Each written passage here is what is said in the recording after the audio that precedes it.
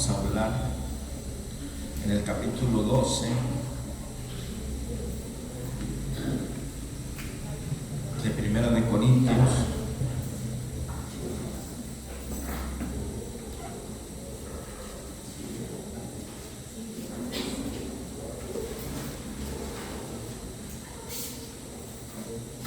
Y vamos a tocar un tema que por lo general no se toca en las iglesias, sobre los dones en la iglesia. Ok.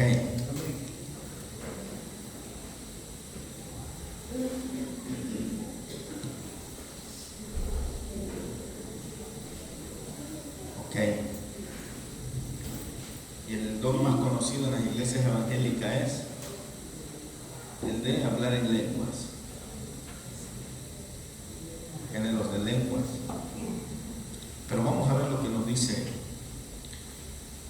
el apóstol Pablo referente a ello, y el comentarista también. Vamos a ver el enlace didáctico entre las secciones. En primer lugar, el desarrollo del pensamiento de Pablo. Vamos a verlo aquí. En la introducción a este comentario, notamos que la primera epístola a los Corintios nos ofrece un tema doctrinal que se desarrolla a través de todo el escrito. El propósito es práctico y didáctico, ya que Pablo tenía delante una carta de la iglesia que formulaba diversas preguntas, y además había recibido ciertos informes de Corinto no muy halagueños, por medio de hermanos como Estéfanas y otros que dice la palabra de la casa de Cloé. La finalidad de esta carta pues es la de rectificar errores y adelantar los remedios apropiados, mayormente en relación con la vida interna de la iglesia. Los capítulos del 11 al 14 surgen de esta misma preocupación, pero se enlazan estrechamente entre sí, hasta tal punto que esta misma preocupación, hasta tal punto que por excepción desarrollan un tema único y fundamental, o sea, el orden y el ministerio en la iglesia. Por razones de conveniencia didáctica, los capítulos de esta sección del comentario coinciden casi exactamente con los de nuestras versiones en castellanos, pero el lector debiera recordar que el tema es uno, pese a la necesidad de considerarlo según las facetas que se disciernen en los capítulos ya tradicionales en 1 Corintios 11, del 1 al 16. Hemos estudiado ahí la cuestión del uso del velo en la congregación por las hermanas, no solo para preservar el decoro que exigían las costumbres de la sociedad corintia, sino también como símbolo de una jerarquía establecida por Dios. Llegamos a un tema más trascendental, ahí mismo en 1 Corintios, capítulo 11, del verso 17 al 34, que trataba de la necesidad de celebrar la Cena del Señor, culto medular en la iglesia local, con dignidad, orden y percepción espiritual.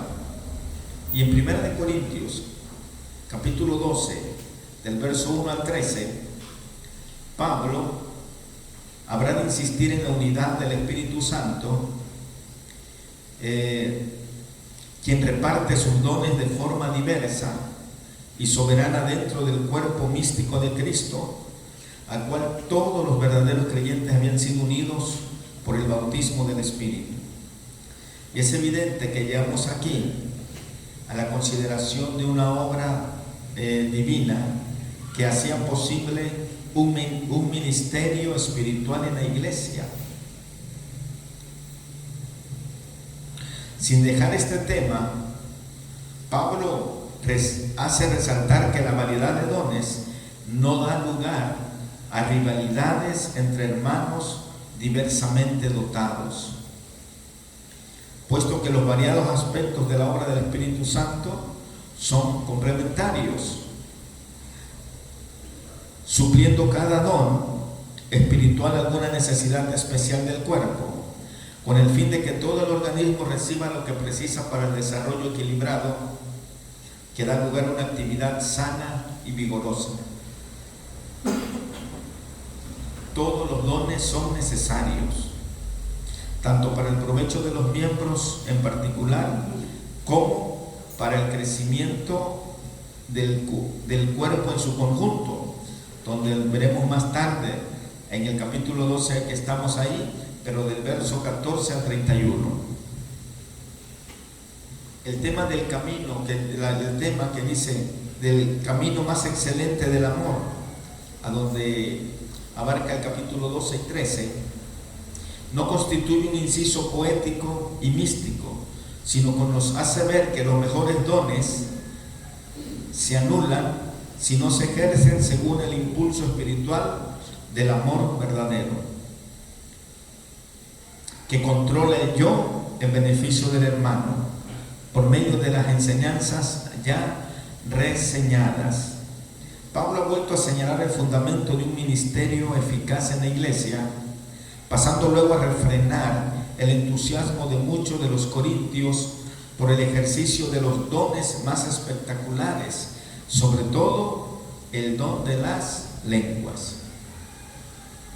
En el capítulo 14 se describe la reunión regular de la sencilla congregación cristiana de la época apostólica, haciendo Pablo observaciones y recomendaciones prácticas con el fin de restaurar el buen orden y proveer para el provecho espiritual de todos los asistentes.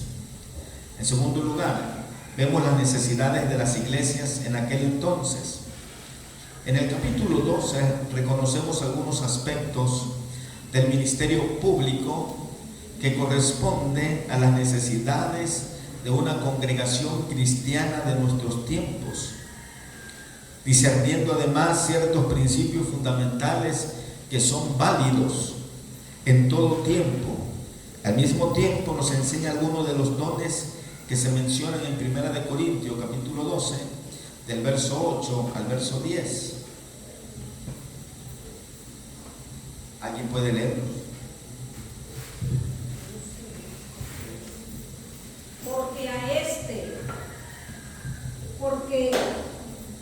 Porque a este es dado por el Espíritu palabra de sabiduría, a otro palabra de ciencia, según el mismo Espíritu, a otro fe por el mismo Espíritu, y a otro dones de sanidades por el mismo Espíritu, a otro el hacer milagros, a otro profecía, a otro discernimiento de espíritus, a otro diversos géneros de lenguas, y a otro interpretación de lenguas.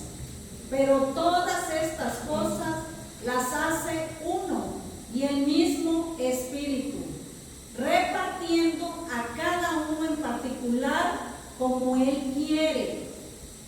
Porque así como el cuerpo es uno y tiene muchos miembros, pero todos los miembros del cuerpo, siendo muchos, son un solo cuerpo. Hasta ahí nada más. Así también Cristo. Ok. Bien, del 8 al 10. Ahí nos hablan de los, ¿qué? De los dones. Lo que nos lleva a preguntar es algo. Escuchemos bien. Quizás sea un tema controversial para algunos. Lo que nos lleva a preguntar si están en operación hoy en día esos dones.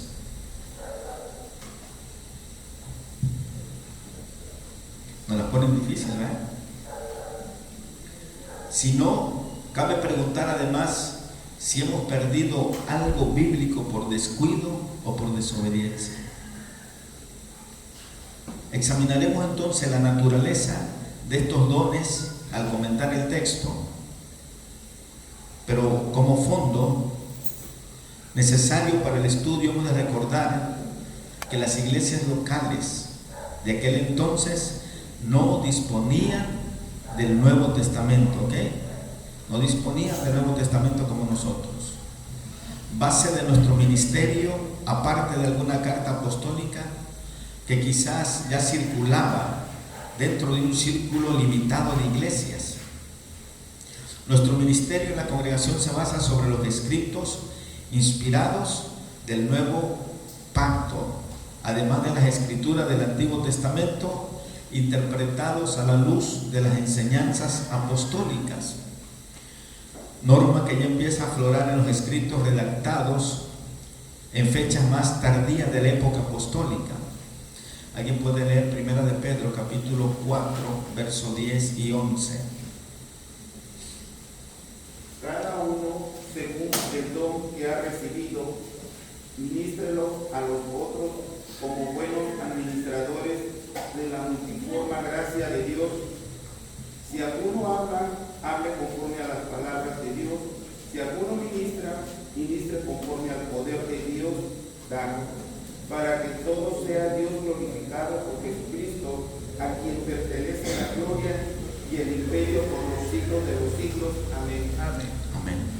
Antes de que circulasen las cartas apostólicas con cierta regularidad y abundancia, surgían muchísimas cuestiones que no podían ser contestadas por el examen del Antiguo Testamento, o sea, por el Antiguo Testamento, lo que hizo necesario mensajes relacionados con los dones llamados extáticos, o sea, que no procedían del estudio de la palabra escrita, iluminada por el Espíritu Santo, sino de revelaciones directas que se concedían a los profetas del Nuevo Testamento de una forma análoga a la transmisión de los oráculos proféticos de Isaías, Jeremías y de otros siervos de Dios del Antiguo Pacto. El ministerio por medio de tales dones, muy necesarios entonces, exigía también otros, como el del discernimiento de espíritus, a fin de que el pueblo de Dios no fuese engañado por pretendidos oráculos que surgían de la carne o de la operación de espíritus malignos. De igual forma, el don de lenguas hacía necesario el don de la interpretación de lenguas, y sin duda el estudiante de los pasajes que tenemos delante necesita también discernimiento espiritual, con el fin de poder distinguir entre principios de validez permanente y aquellas manifestaciones extáticas, o sea, que procedían del estudio de la palabra escrita, que correspondían a las necesidades de iglesias jóvenes que aún no podían orientarse por medio de la totalidad del canon del Nuevo Testamento. ¿Estamos? ¿Sí? Está tranquilo y está claro. Vamos a ver dones, ministerios y operaciones. Vamos en primer lugar a hablar sobre un preludio necesario. ¿Alguien puede leer los primeros 3 versículos del capítulo 12 de Primera de Corintios? 1, 2 y 3. Sí. No quiero, hermanos, que ignoréis acerca de los dones espirituales. Sabéis que cuando eras gentiles se os extraviaban llevándonos como se os lleva a los ídolos mudos. Por tanto, os hago saber que nadie que hable por el Espíritu de Dios llama anatema a Jesús. Y nadie puede llamar a Jesús Señor sino por el Espíritu Santo. Ok. Aquí, dones espirituales, ok. En otras ocasiones hemos visto que Pablo suele preludiar unas enseñanzas de particular importancia por la frase: no quiero que ignoréis. Así habla Pablo en otros de sus cartas o escritos. Y en este caso se trata de dones espirituales, base del ministerio legítimo que se desarrollaba en la iglesia local, de modo que las ideas erróneas sobre este tema afectarían adversamente, quizás desastrosamente, la vida y el testimonio de la congregación. Dones espirituales traduce una sola palabra neutra y un número plural. O sea, dones o potencias que se debían a la operación del Espíritu Santo.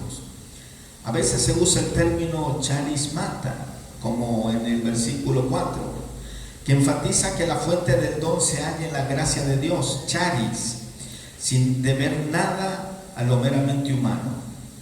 Influencias antiguas y nuevas, potencias anormales, atribuidos a la inspiración de las divinidades, no eran desconocidas en el mundo gentil del cual los corintios en su mayor parte habían salido.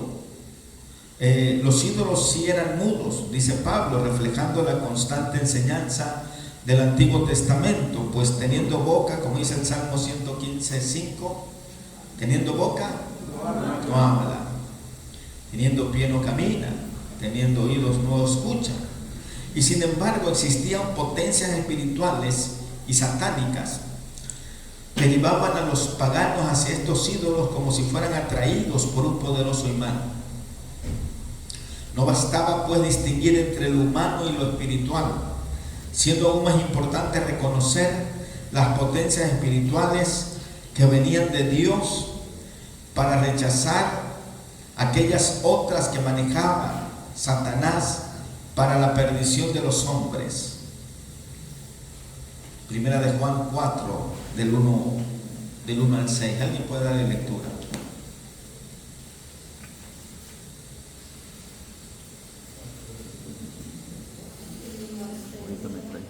Amados, no creáis a todo espíritu, sino probad los espíritus si son de Dios, porque muchos falsos profetas han salido por el mundo.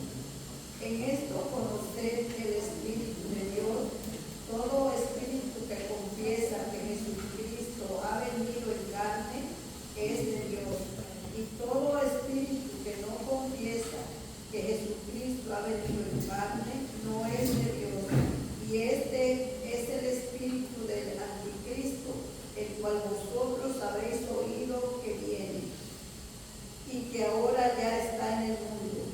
Hijitos, vosotros sois de Dios y los habéis vencido, porque mayor es el que está en vosotros que el que está en el mundo. Ellos son del mundo, pero por eso hablan del mundo y el mundo los oye. Nosotros somos de Dios. El que conoce a Dios no oye, nos oye. El que no es de Dios no nos oye.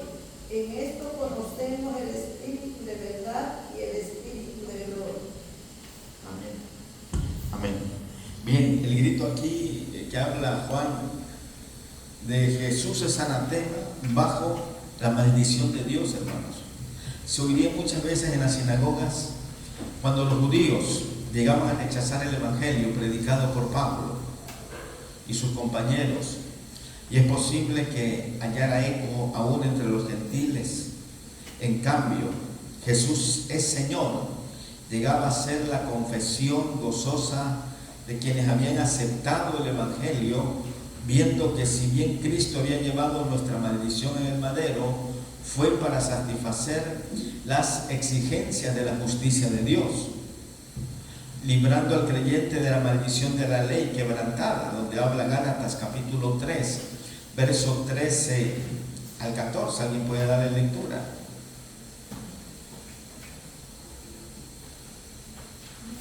Cristo nos redimió de la maldición de la ley, hecho por nosotros maldición, porque está escrito: maldito todo el que es colgado en un madero.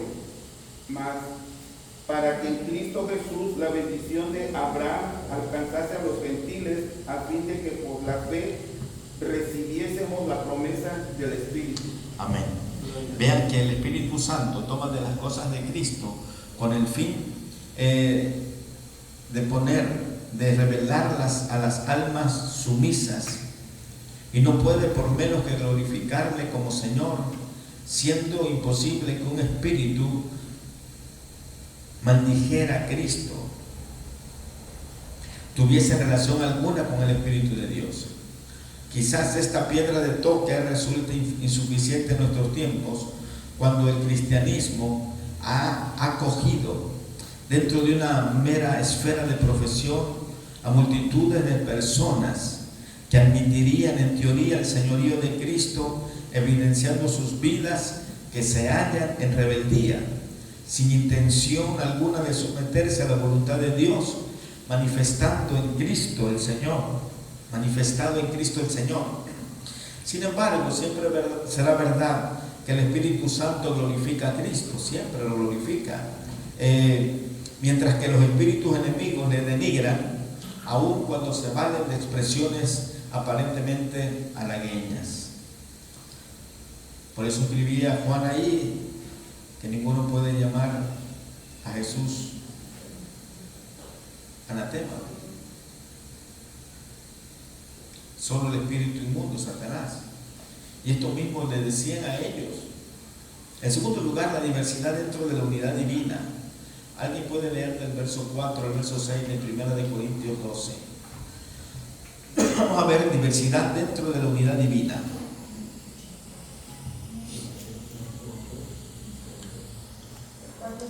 Al 6, sí, del 4, 5 y 6. Ahora bien, hay diversidad de dones, pero el Espíritu es el mismo. Y hay diversidad de ministerios, pero el Señor es el mismo. Y hay diversidad de operaciones, pero Dios, que hace todas las cosas en todo, es el mismo. Aleluya. Vemos aquí la obra del Trino Dios en la iglesia, hermanos. El pensamiento esencial del apóstol Pablo es que la diversidad de dones, ministerios y operaciones que se manifiesten en la iglesia no proceden de una multitud de espíritus, como ocurría en el espiritismo de los paganos, sino del Trino Dios, recuerde, solo de Él. Los diversos dones, aquí el vocablo charismata, proceden del Espíritu único. Los variados ministerios, diaconía, se llevan a cabo bajo la dirección del mismo Señor.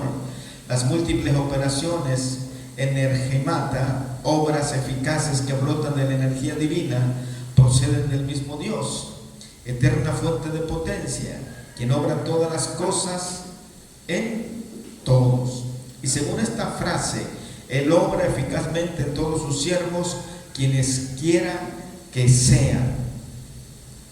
Es evidente que el apóstol eleva los pensamientos de los corintios al sublime concepto de la obra única del Trino Dios en la iglesia. Aun cuando se manifieste en una diversidad de operaciones en contextos como estos, Dios se emplea como equivalente ¿de qué? Del Dios Padre, cuando decimos Dios, quien obra conjuntamente con el Hijo y con el Espíritu Santo. Tan solemne preludio, entonces, previene contra la ligereza con la cual los corintios se jactaban de los dones más espectaculares, olvidándose de que el primer fruto del Espíritu es el amor. ¿Okay? Dones, ministerios y operaciones. Los dones espirituales resultan en distintos ministerios que muestran a su vez la operación de energías divinas. El párrafo anterior señaló las diferencias que existen entre los tres términos que emplea el apóstol, relacionándolos con la obra de las tres personas de la Trinidad. Se podría escribir mucho más sobre este tema, pero nos remitimos a los versos siguientes, que ilustran claramente la operación de estos principios. Basta notar que diaconía suele señalar tareas específicas que los siervos de Dios llevan a cabo en la energía del Espíritu Santo, la fuerza del Espíritu Santo, aplicándose a un ministerio muy variado. El reconocimiento de algunos hermanos como diáconos, porque eso es diaconía, según Filipenses 1:1 y Primera de Timoteo 3:8-12, ¿qué dice Filipenses 1:1? Pablo y Timoteo, siervo de Jesucristo, a todos los santos en Cristo Jesús que están en Filipo, con los obispos y diáconos. Con los obispos y diáconos, ok. Primera de Timoteo Timoteo 3, del 8 al 12. ¿Alguien puede darle lectura? 8:12. Sí. Los diáconos asimismo deben de ser honestos, sin doblez, no dados a mucho vino, no codiciosos de ganancias deshonestas, que guarden el misterio de la fe con limpia conciencia, y estos también sean sometidos a prueba primero, y entonces ejerzan el diaconado si son irreprensibles. Las mujeres asimismo sean honestas, no calumniadoras, sino sobrias, fieles en todo. Los diáconos sean maridos de una sola mujer y que gobiernen bien sus hijos y sus casas. Miren qué difícil en aquel tiempo alguien que fuera un diácono. ¿Vieron las características de todo un diácono?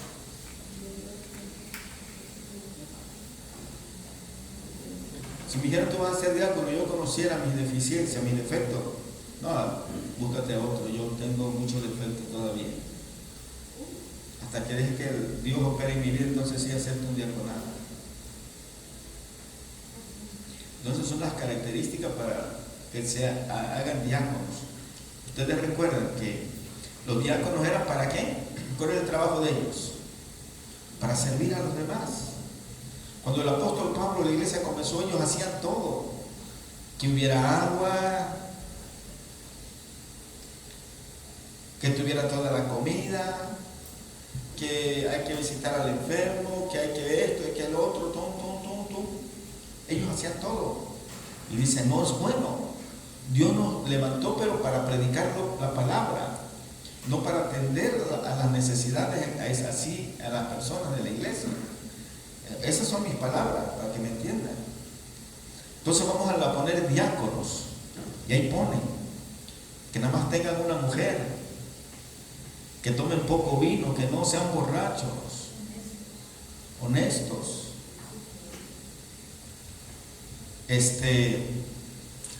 Cuando sobresalía un diácono de todo el grupo, se le nombraba anciano. De mismo salía. El que fuera más capaz de todos, lo nombraban anciano.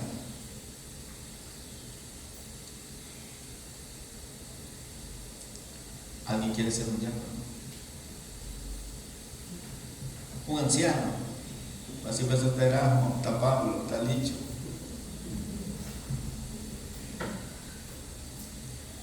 Entonces, ahorita tenemos un evangelio muy moderno, muy de todo, hermanos. Pero antes era muy difícil. Yo siempre he dicho que ser cristiano es muy difícil serlo. Vamos a ser salvos por gracia.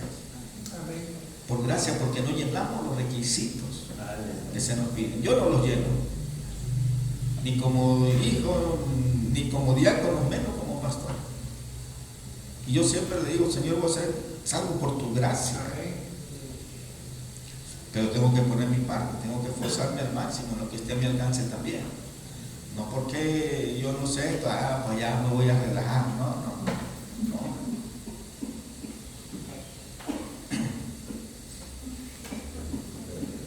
No, está bien. Yo creí que empezaba el viento, pero él levantó, perdón. Ok. Continuamos. Entonces no limita el sentido general de diaconía, tampoco impide el uso más extendido del término, el reconocimiento más especializado que se deduce de los pasajes citados, que dice operaciones, que es igual a energemata, enfatiza la potencia divina que se evidencia en el ejercicio de los dones. En tercer lugar, vemos el individuo y los dones que recibe. En el verso 7 al 11, ¿alguien puede leer?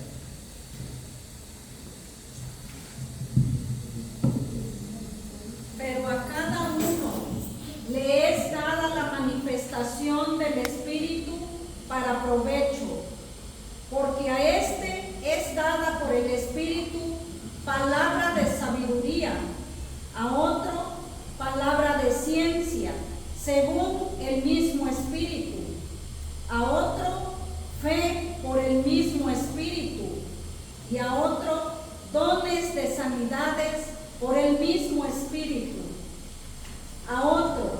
el hacer milagros, a otro profecía, a otro discernimiento de espíritus, a otro diversos géneros de lenguas y a otro interpretación de lenguas. Pero todas estas cosas las hace uno y el mismo Espíritu, repartiendo a cada uno en particular como Él quiere. Ok, bien. Vamos a ver la palabra, la frase que dice cada uno. Ahí.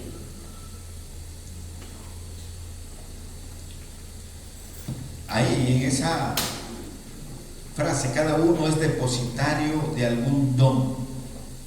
Dios concede a cada creyente manifestaciones del poder del Espíritu, o sea, un don para el provecho tanto del mismo como de toda la congregación en general, hermanos. Y esta importante declaración pone a prueba el concepto de un ministerio profesional en las iglesias. Y cada ministro del Señor debiera intentar desarrollar el don de todos los creyentes. Es cierto que el don podrá ser algo muy diferente al de la predicación, pero en este contexto se subraya sobre todo el ministerio público, o sea, el de proclamar el evangelio, el de exhortar a los creyentes, el de enseñar la palabra a grupos más o menos numerosos, etcétera, etcétera.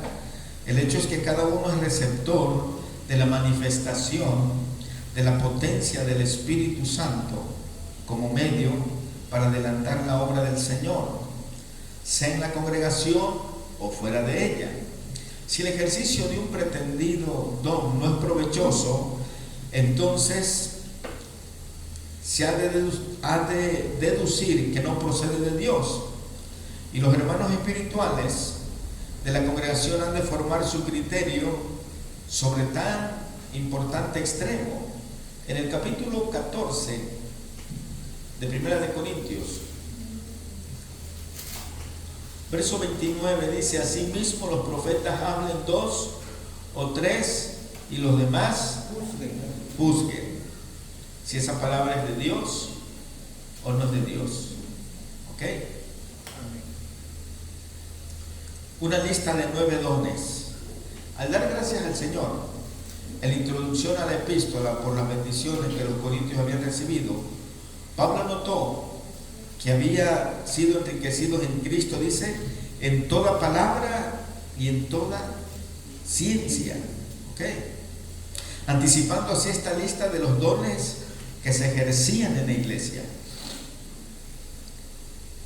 Recordemos al lector lo que ya se ha expuesto sobre las necesidades de las iglesias locales antes de redactarse los libros del Nuevo Testamento, cuando dependían en gran parte de mensajes revelados directamente por el Espíritu Santo a los hermanos dotados para este ministerio. Este Feedline analiza la lista en 3 grupos. En primer lugar, ustedes saben que muchos, ustedes que han dado estudios sobre los dones, se los dividen en 3 grupos siempre, en 3 grupos. Y en primer lugar, palabras de sabiduría y de ciencia, en las que el Espíritu Santo obra por medio de la mente, de la inteligencia y del ministro.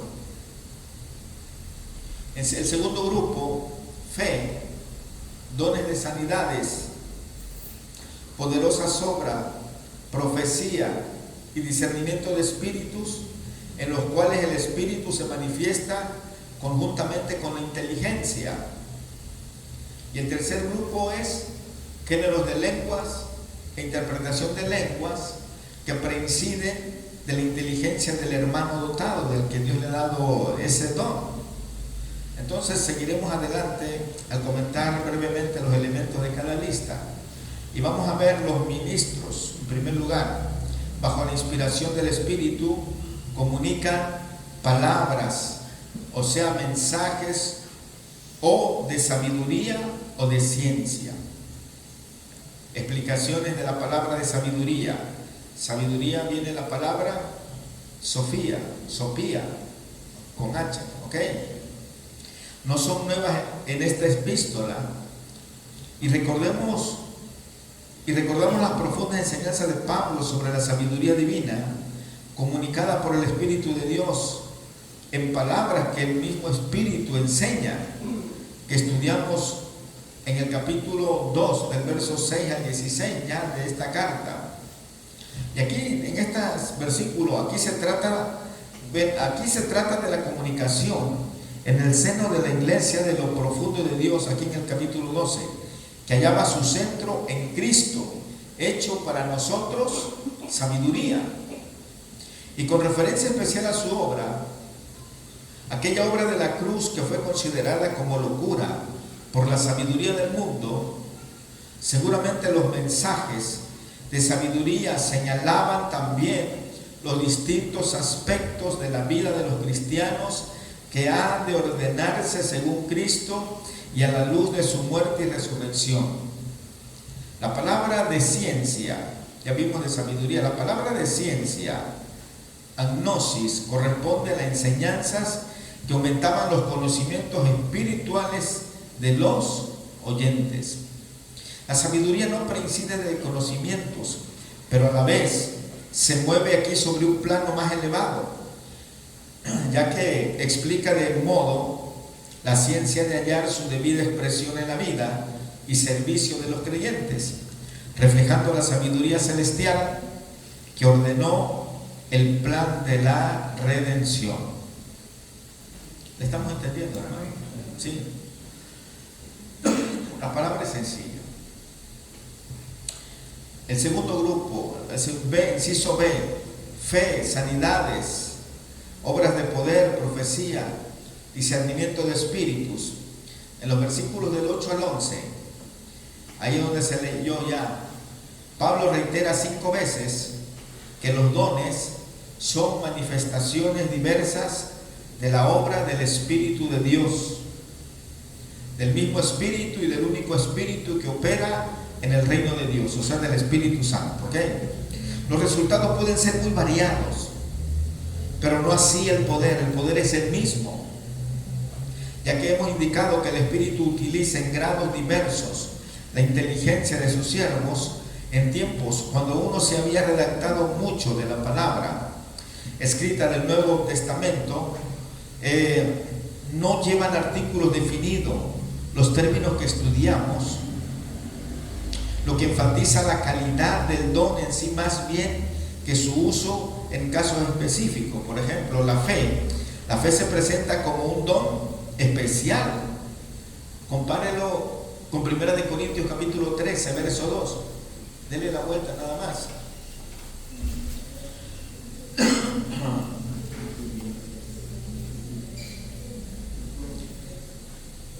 ¿Qué dice? Y si tuviese profecía y entendiese todos los misterios y toda ciencia, y si tuviese toda la fe, de tal manera que trasladase los montes, y no tengo amor, nada soy. Nada soy, ok. La fe entonces aquí en el verso 2 se presenta como un don especial, hermanos. Pues la confianza total en el Salvador que nos unió con Él, dándonos participación en su vida, puede ser desarrollada por la gracia de Dios hasta ser la palanca que permite la manifestación de la potencia de Dios en una variedad de grandes obras. Dones de sanidad manifestaban una potencia en la curación de enfermedades. No todos los creyentes enfermos fueron curados milagrosamente en los tiempos apostólicos, ni aún en los círculos inmediatos a los apóstoles. Vamos a ver el mismo caso del apóstol Pablo.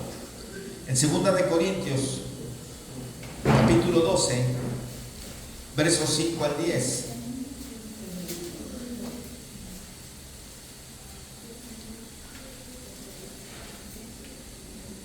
De tal hombre me gloriaré, pero de mí mismo en nada me gloriaré, sino en mis debilidades.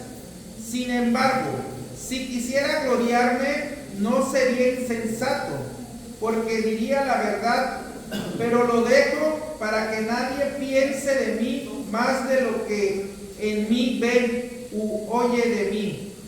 Y para la grandeza de las revelaciones no me exaltase desmedidamente. Me fue dado un aguijón en mi carne, un mensajero de Satanás que me abofetea, para que no me enaltezcas de sobremanera.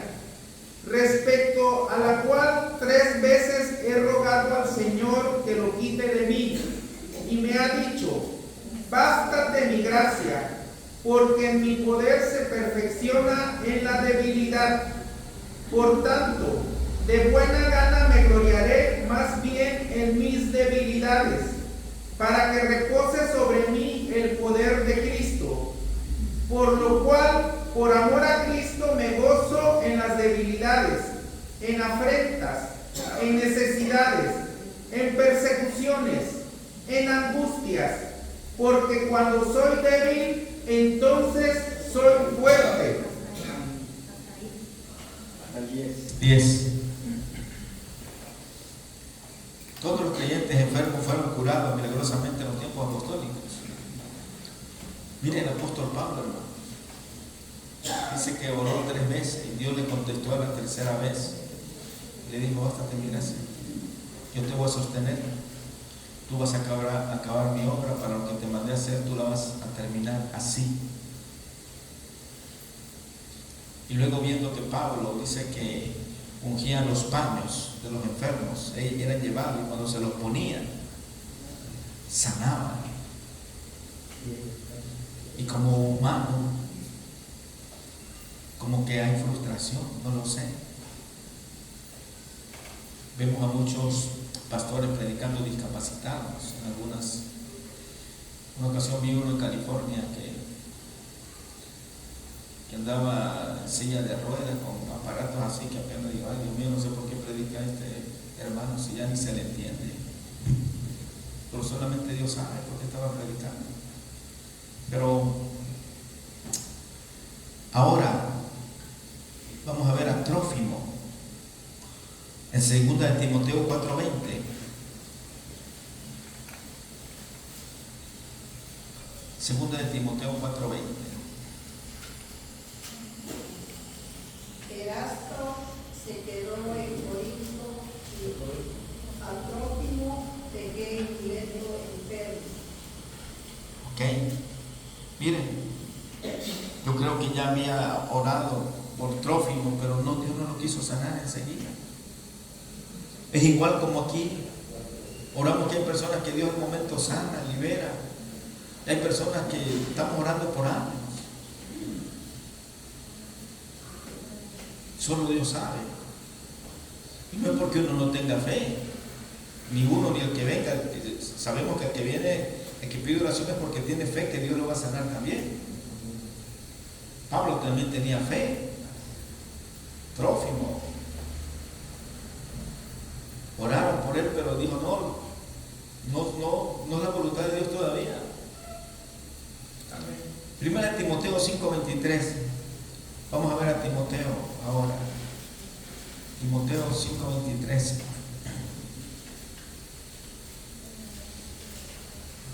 Ya no bebas agua, sino usa de un poco de vino, por causa de tu estómago y de tus frecuentes enfermedades. Imagínense la recomendación que le da el apóstol. Yo creo que el apóstol ya había orado también por Timoteo. Ya había orado por él, era su colaborador. Es como usted en su casa está enferma, su esposa, su hijo. Usted que conoce la palabra, ¿qué hace? Enseguida ora, le pone la mano: Señor, ten misericordia. Sana a mi esposa, sana a mi esposo, sana a mis hijos, a mis nietos, quien esté. ¿Y qué le dijo Timoteo? Bueno, ya no tomes agua, porque se oxidan, dicen algunos. Mejor toma vino. intestino. Dicen algunos que lo que parecía es lo que ahora le llaman gastritis. Gastritis, exacto. ¿Sí?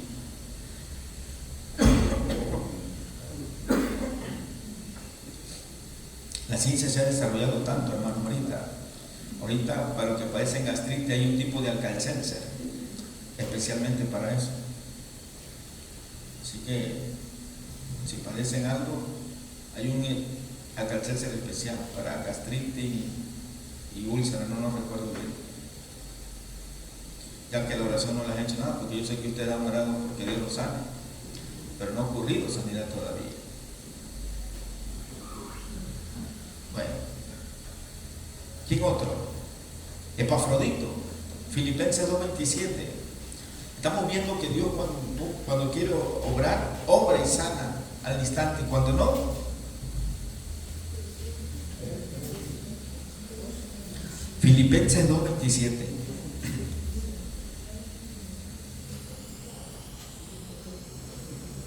Pues en verdad estuvo enfermo, a punto de morir, pero Dios tuvo misericordia de él, y no solamente de él, sino también de mí, para que yo no tuviese tristeza sobre tristeza.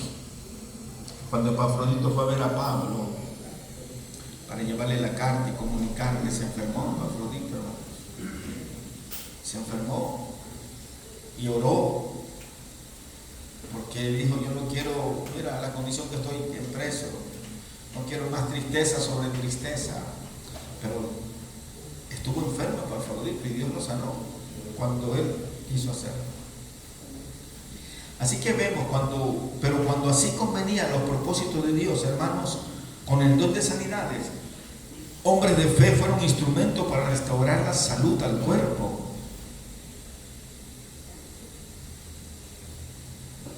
Por ejemplo,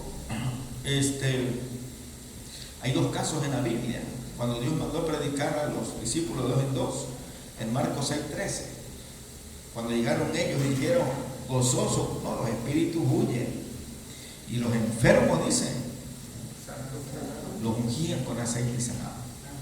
Santiago y Marcos hablan a donde es usado el aceite. ¿Ok?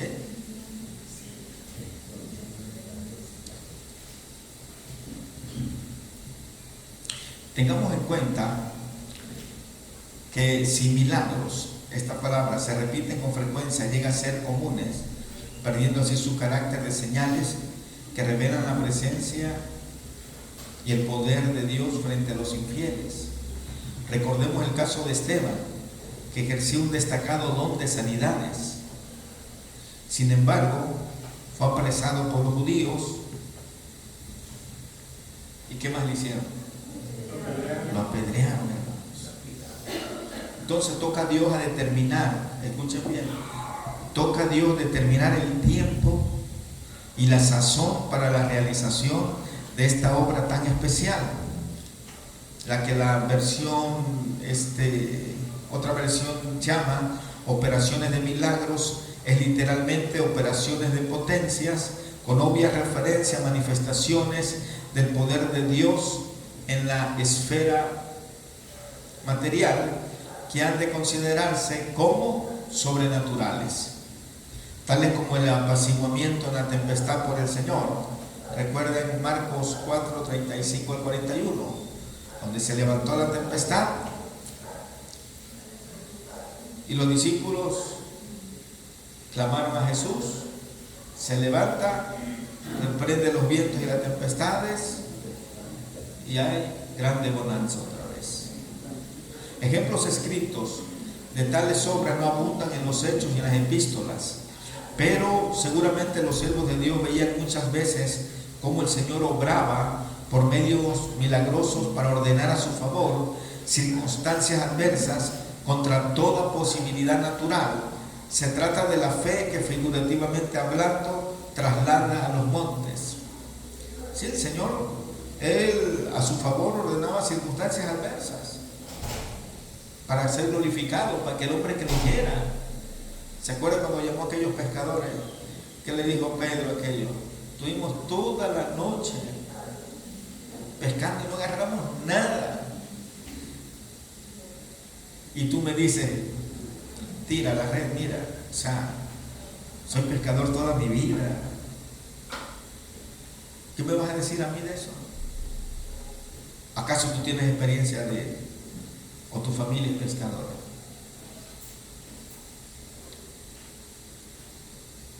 Pero yo creo que la mirada de Jesús lo convenció. Y le dijo, está bien, en tu nombre, o sea, en el nombre de Jesús. Por eso Jesús fue claro y dijo, todo lo que pidieres al Padre en mi nombre, creyendo lo recibirás. Amén. Dijo, en mi nombre, en tu nombre echaré la red. Dice que en el nombre de Jesús tiró la red y tuvo que llamar a sus compañeros porque se rompían las redes de pescado.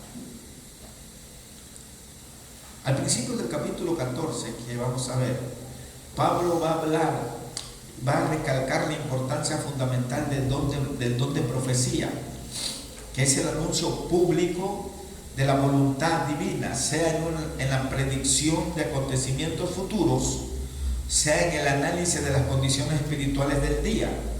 Los mensajes habían de ser claros, obrando el Espíritu por medio de la inteligencia para la edificación de los creyentes.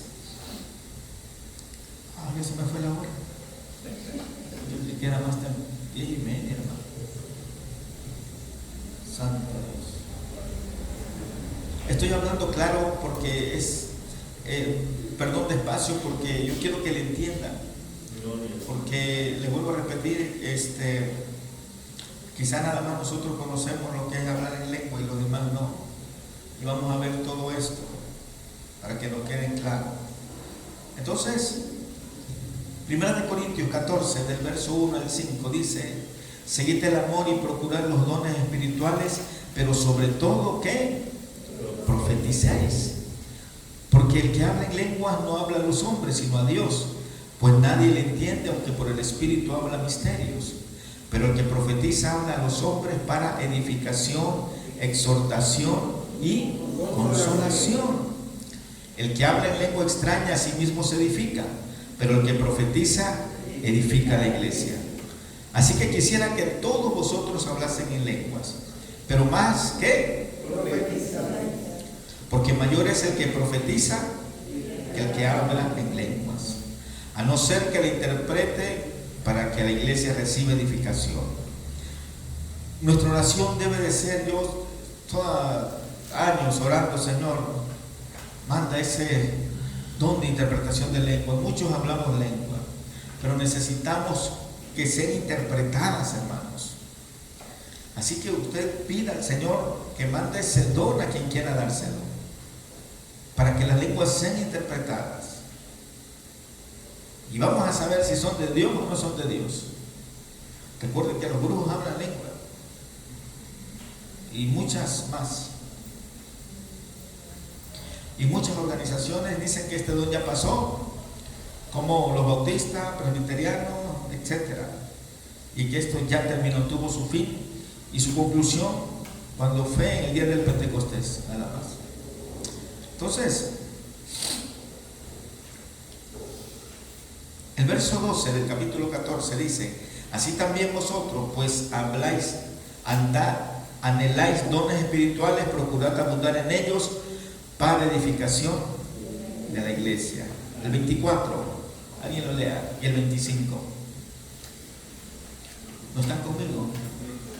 Pero si todos profetizan y entra algún incrédulo o injusto, por todos es convencido, por todos desjuzgado.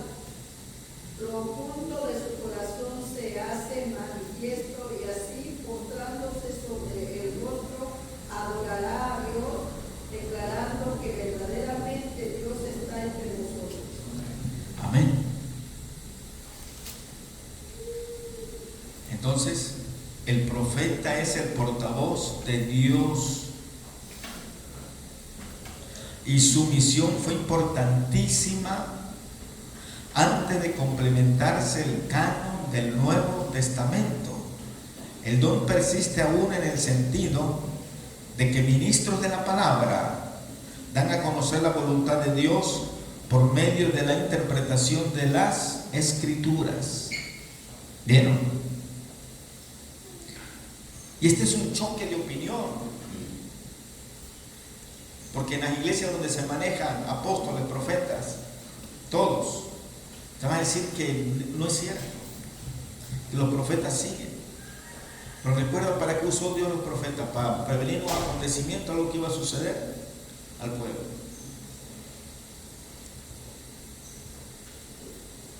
Y aún persiste, dice, aún ese don de profecía, en el sentido, dice, de que ministros de la palabra hagan a conocer la voluntad de Dios por medio de la interpretación de las Escrituras. A veces hay cosas que no entendemos cuando leemos, pero cuando alguien nos las enseña, se quita el velo, se aclara la duda y dice, yo no le entendía la palabra, la leía.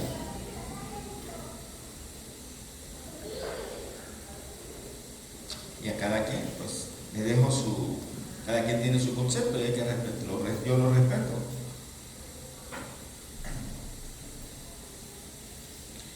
Y ya notamos que el discernimiento de espíritu fue un don de importancia especial cuando tanto había de ser comunicado a la congregación por medio de revelaciones directas. Es posible que todos los creyentes espirituales fuesen capaces normalmente de distinguir mensajes divinos de los falsos, gracias a la unción de ¿qué? Del Espíritu Santo, de la cual habla el apóstol Juan en primera de Juan 2, 26 y 27. Alguien puede leerlo. Primera de Juan 2, 26 y 27.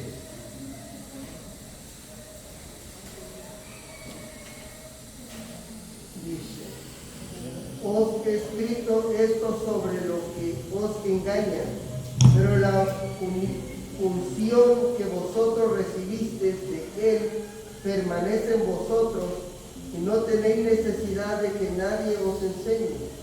Así como la unción misma os enseña todas las cosas y es verdadera, no es mentira.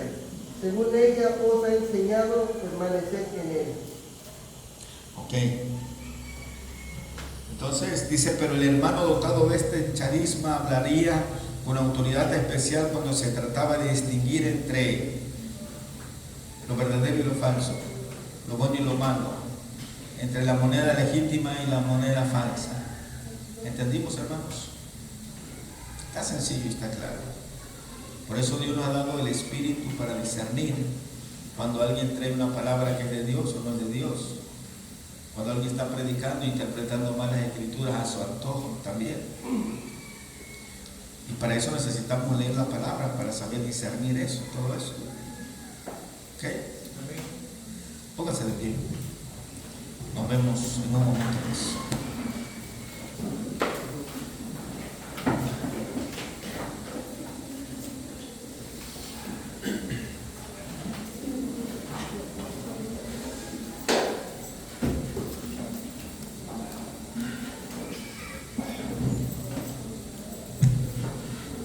Padre Celestial, te damos gracias en esta mañana, Dios, por esta palabra. Señor, el propósito no es que nadie sea confundido, sino que todos entendamos completamente sobre este tema de los dones. Y por eso, Señor, tú has dejado hombres capacitados también, para que nos expliquen de una manera sencilla y efectiva la palabra. También fueron guiados por el Espíritu Santo para escribir comentarios acerca de ella. Y te pedimos que esto sea de bendición para con cada uno de nosotros, que continuaremos el próximo domingo, si usted nos lo permite, Señor. Continuaremos alabando y bendiciendo tu nombre y gozándonos en tu palabra. Gracias en esta hora, en el nombre de Jesús de Nazaret, bendito Dios. Rogamos la gracia, el favor y la misericordia. En tus manos nos ponemos. Ha llegado el momento de alabar y de bendecir tu nombre a través de la alabanza, de la adoración. Pasa carbones encendidos en nuestros labios. Que sea un perfume grato delante de la presencia de usted, maravilloso Dios, que unamos y elevemos nuestras voces como un solo hombre, Señor, y que se mezclen con las notas de la música de los instrumentos. Señor, lo haremos con todo nuestro corazón, con todas nuestras fuerzas, con toda la sinceridad y humildad también, porque sabemos que es para ti, Señor, y no podemos verte, pero también sabemos que tú no eres cualquier persona, que tú eres el Dios creador y sustentador de este universo. Y por tu buena voluntad estamos aquí en esta mañana. Ha llegado el momento de alabarte y de bendecirte. Úngenos y úsanos como instrumento en tus manos a cada uno, Señor.